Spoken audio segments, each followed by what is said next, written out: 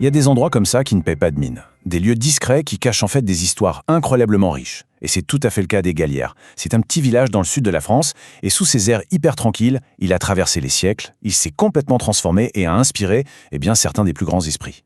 Ah, regardez cette vue, c'est magnifique. On est en plein cœur de la Provence, au pied du massif des Alpilles. Et Gallières, c'est vraiment bien plus qu'une simple carte postale. C'était d'abord une forteresse médiévale qui est ensuite devenue une terre agricole super fertile, avant de se transformer en refuge pour artistes et célébrités. Allez, on va plonger ensemble dans les secrets de cette métamorphose. Bon, c'est parti pour l'exploration. On va suivre un parcours qui va nous emmener des origines même du nom des Gallières à son histoire qui a été plutôt mouvementée, en passant bien sûr par les paysages qui ont littéralement forgé son âme. Souvent, pour comprendre un lieu, le mieux c'est de commencer par son nom. Alors, Égalière, ça vient du provençal Egaliero, qui veut dire rigole d'irrigation. C'est quand même fou, non ? Ça nous dit que, dès le départ, l'identité du village est complètement liée à l'eau. C'est cette ressource vitale qui a permis à la vie de s'épanouir ici, tout simplement. Alors attention, il faut bien se dire que Égalière n'a pas toujours ressemblé à ce qu'on voit aujourd'hui. Pas du tout. Son histoire elle est marquée par un changement, mais radical. Un vrai pivot qui a complètement redéfini sa géographie et, surtout, le mode de vie de ses habitants pour des siècles. Ok, suivons un peu la chronologie pour comprendre. Pendant presque 1000 ans, vivre à Égalière, ça voulait dire vivre perché sur un rocher pour se protéger.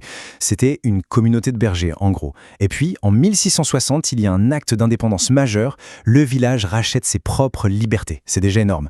Mais la grande révolution, elle arrive vers 1840 avec le canal des Alpines.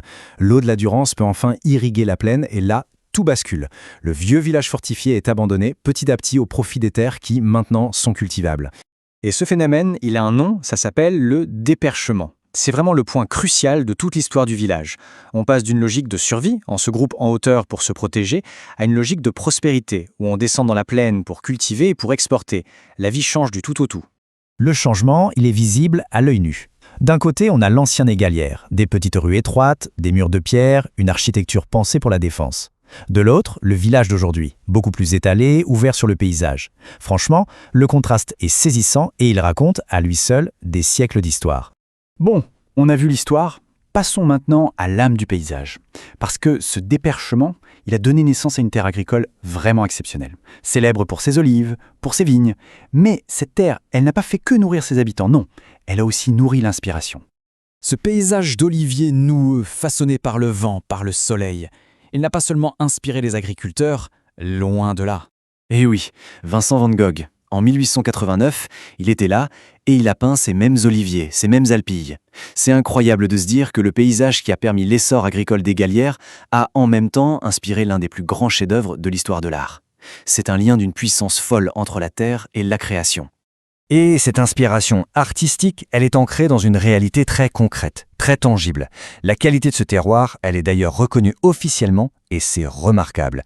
On a les appellations AOP et IGP qui garantissent l'authenticité et l'excellence de l'huile d'olive et des vins, des produits qui viennent en fait directement de ce paysage que Van Gogh a peint. Mais attention, Van Gogh, ce n'était que le début, loin de là. L'attrait des Gallières, il ne s'est jamais démenti depuis. Le village est devenu, et c'est assez surprenant, un véritable aimant pour les artistes, les intellectuels, les célébrités du monde entier. Du coup, la question se pose forcément, pourquoi ici ? Qu'est-ce que ce village a de si spécial pour attirer des personnalités aussi différentes les unes des autres ? Est-ce que c'est la tranquillité, la lumière si particulière, le poids de l'histoire ? C'est sûrement un mélange un peu magique de tout ça. On y a vu par exemple la légende du cinéma français Gérard Philipe.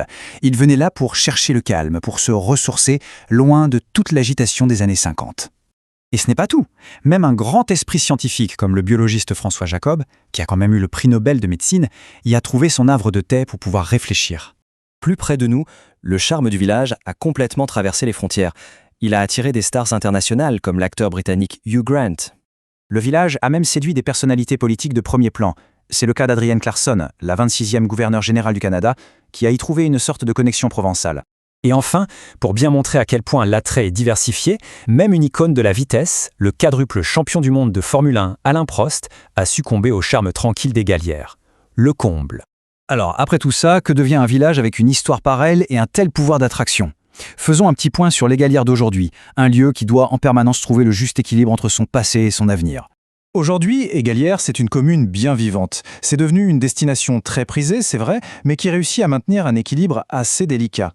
On y voit ce qu'on appelle le retour au pays des descendants des vieilles familles qui cohabitent avec de tout nouveaux résidents.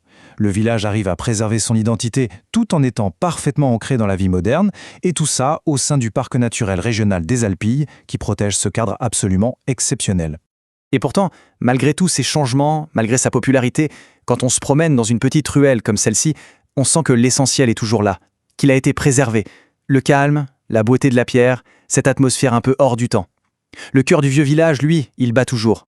Et en regardant ce paysage, avec l'emblématique chapelle Saint-Siste qui se dresse là, une question reste en suspens. Qu'est-ce qui définit vraiment un endroit comme Égalières ? Est-ce que c'est son histoire, celle qui l'a fait descendre de la colline ? Est-ce que c'est son terroir, celui qui a inspiré un génie comme Van Gogh ? Ou bien, est-ce que ce sont toutes ces âmes créatives qu'il a su attirer et retenir au fil du temps ?